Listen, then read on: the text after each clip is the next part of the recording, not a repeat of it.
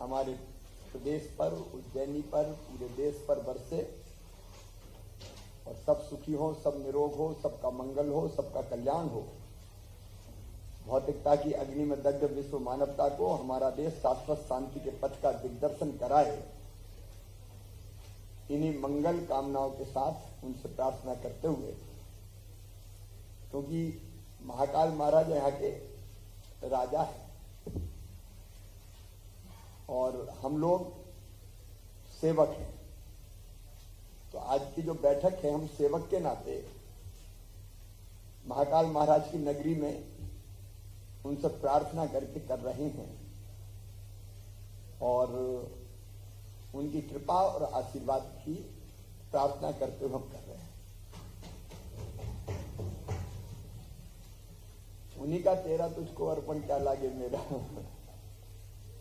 लेकिन ये ऐतिहासिक पल है हम सबके लिए। ये मैं इसलिए भी कह रहा हूं, 2017 में जब अपनी सरकार थी, उज्जैन के मित्रों को याद होगा, मोहन जी बैठे हुए, प्रभारी मंत्री कौन थे उस समय, मुझे ध्यान अभी नहीं आ रहा, भूपेंद्र सिंह। उस समय ये कल्पना आई थी कि महाकाल परिसर का विस्तार किया जाए। खूब विचार विमर्श हुआ, कल्पना शुरू हुई थी ये 2016 के सिंहस्थ के समय से। लेकिन फिर हम लोगों ने प्रारंभिक चरण में इसके नागरिकों से चर्चा की, मंदिर समिति और सभी संबंधित लोग जो स्टेक होल्डर थे उनसे चर्चा की और उनके विचारों को ध्यान में रखकर ये परिसर के विस्तार की योजना बनाई। डीपीआर का काम 1 साल में हम लोगों ने उस समय पूरा किया था और अपनी कैबिनेट ने ही पूरी चर्चा करके प्रथम चरण के लिए कैबिनेट में चर्चा हुई थी, लेकिन प्रथम चरण के लिए जो टेंडर हमने बुलाए थे वो 2018 में बुलाए थे। तो 2018 में चुनाव के पूर्व इसके टेंडर आमंत्रित कर दिए गए थे। बाद में सरकार बदलने के बाद काम सुप्त अवस्था में चला गया था, लेकिन 2020 में मैं फिर यहां उज्जैन का दौरा सरकार बनने के बाद किया था और तब बैठ के फिर और विस्तार से चर्चा करके पूरी समीक्षा की और प्रारंभ में परियोजना की लागत 97 करोड़ की कल्पना थी, उसको बढ़ा के फिर 856 करोड़ की परियोजना ये बनी पूरी। और इसके 2 चरण हम लोगों ने तय किए। एक प्रथम चरण जो 351 करोड़ रुपए का था, लेकिन उस समय ये आवश्यकता महसूस की कि प्रथम चरण के अलावा भी और काम होने, तो फिर द्वितीय चरण के लिए भी हमने फिर यहां राशि स्वीकृत की। पहला चरण है 351 करोड़ का, 55 लाख का, और द्वितीय चरण जिसका काम प्रारंभ हो गया 310 करोड़ 22 लाख का। और ये भूअर्जन और बाकी सब चीजें, क्योंकि यहां से कई मकान हमने विस्थापित किए, पूरे स्थान के लिए जरूरी थे और उनको भी कष्ट न देते हुए पूरी राशि देके यहां से फिर विस्थापित करने का काम किया।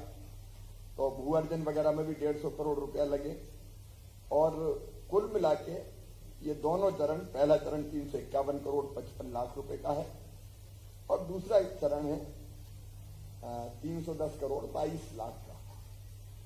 पहले चरण में महाकाल रुद्र सागर एकीकृत विकास का जो प्रथम चरण है उसके जो अलग अलग काम है 294 करोड़ 44 लाख के, सौर ऊर्जा वगैरह के 21 करोड़ 27 लाख के, पार्किंग भूमि विकास, फैसिलिटी सेंटर 2 का निर्माण किया गया है वो 21 करोड़ के हैं।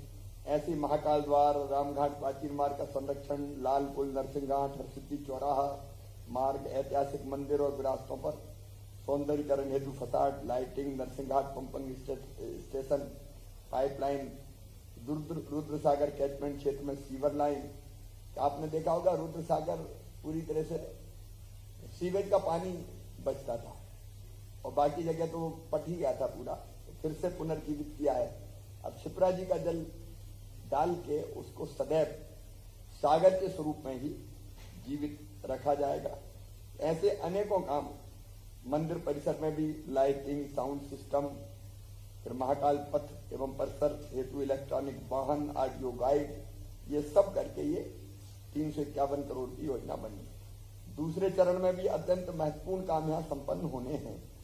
महाराजवाड़ा परिसर का उन्नयन, हेरिटेज धर्मशाला, फिर रुद्रसागर जीर्णोद्धार अभी पूरा होना है, छोटा रुद्रसागर लेक फ्रंट, रामघाट का सौंदर्यीकरण इसमें शामिल है, रुद्रसागर पर पैदल पुल शामिल है, शिखर दर्शन, लेकदूत वन, भूमिगत parking, hawker zone, Neelkanth one का विकास, नवीन वेटिंग हॉल, आपातकालीन प्रवेश तथा निर्गम द्वार, रुद्रसागर पश्चिमी मार्ग का विकास, स्कूल परिसर, लाइट एंड साउंड शो, मंदिर पहुंचने हेतु सुगम मार्ग, त्रिवेणी संग्रहालय का विस्तार, नीलकंठ वन मार्ग का विकास, धर्मशाला का निर्माण, अन्य क्षेत्र का निर्माण, ऐसे करके ये काम होने। और उसी के साथ साथ कुछ स्कूल हट रहे हैं तो उनको भी हम लोग बनाने का काम करेंगे। नवीन स्कूलों का निर्माण, गणेश नगर स्कूल का निर्माण वगैरह वगैरह सब मिला के ये पूरी परियोजना हमारी 856 करोड़ 9 लाख रुपए की होगी। ये जो कुछ करवा रहे हैं हम निमित्त है, महाकाल महाराज ही करवा रहे हैं और हम सबके लिए आनंद और प्रसन्नता का विषय है, गर्व का विषय है। माननीय प्रधानमंत्री श्रीमान नरेंद्र मोदी जी स्वयं लोकार्पित करने हमारे इस पूरे परिसर के विस्तार का, जिसके नाम के बारे में भी चर्चा हुई है, 11 अक्टूबर को प्रधानमंत्री जी स्वयं पधार रहे हैं। हम उनका स्वागत करते हैं और विचार मन में ये आया कि ये आयोजन केवल सरकार का ना रहे, जन का आयोजन बन जाए। इसलिए उज्जैन नगर की एक आयोजन समिति बनी है जिसकी आज 12:30 बजे बैठक है। तो जनता इस कार्यक्रम को हाथ में ले, समाज सेवी संगठन, हर समाज, धार्मिक संस्थाएं, व्यापारिक संगठन, अलग अलग जितनी भी संस्थाएं, तो उसके बारे में वहां चर्चा होगी। इसी समय विचार आया कि आज महाकाल महाराज के चरणों में विश्व के कल्याण के लिए, देश की प्रगति विकास के लिए और मध्य प्रदेश की प्रगति विकास और यहाँ की जनता के कल्याण के लिए एक बैठक यहाँ पे हो। और इसलिए शायद मोहन जी बता रहे थे कितने साल बाद, 212 साल बाद ऐसा मौका आया है जब सरकार के रूप में सेवक, सरकार वो है, हम सेवक हैं। तो आज कुछ चर्चा यहाँ पे करेंगे।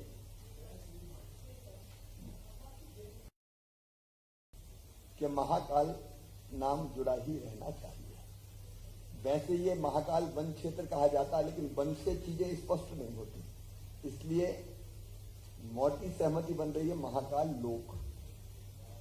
लोक तो उनकी पूरी लीलाएं हैं, इसमें तो एक नया लोक। तो मैं समझता हूं कि लगभग, क्योंकि धाम पहले से 4 धाम है, तो वो धाम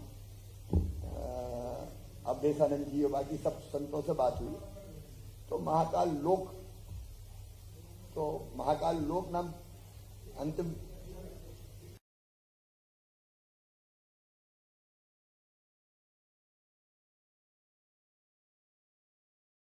लोक। आज पहला फैसला यही हो गया कि जन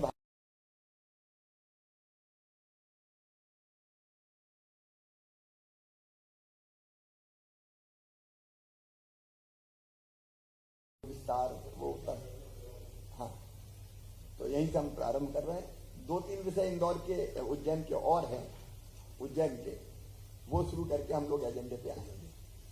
एक, अब उज्जैन अपना बहुत